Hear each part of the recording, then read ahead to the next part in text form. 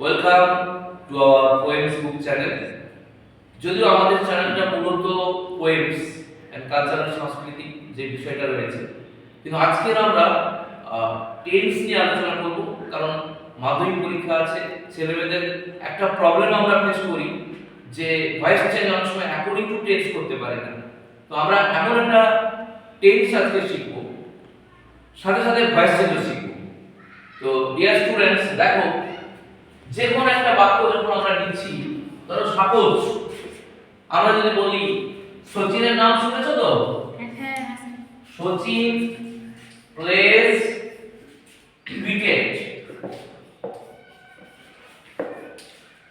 কোন টেন্স বলো তো? বলো রেহানা, বলো কোন টেন্স? বলো প্রেজেন্ট ইনডিফিনিট টেন্স। এটাকে আমরা বলছি প্রেজেন্ট ইনডিফিনিট। তাহলে আমরা যদি এটাকে ভয়েস চেঞ্জ করি কি দাঁড়াবে?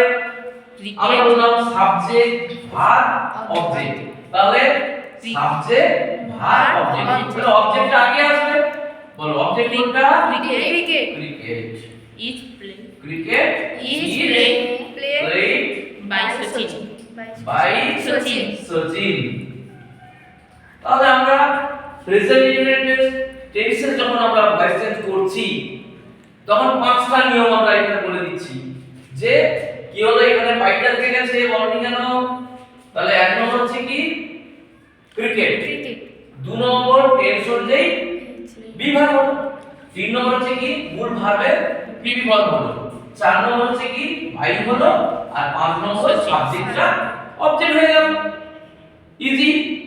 এবারে আমরা চলে যাব সেকেন্ড, সচিন। এটা বলো প্রেজেন্ট কন্টিনিউয়াসে কি হবে? সচিন ইজ প্লেইং ক্রিকেট, তাই না? এটাকে আমরা বলছি প্রেজেন্ট কন্টিনিউয়াস টেন্স। ঠিক আছে, তাহলে এর ভয়েস চেঞ্জ আমরা কিভাবে করব? বলো অনুরূপভাবে আমরা নিয়ে আসব। আগে কি নিয়ে আসব? Cricket is being played By Sachin. by Sachin. Sachin.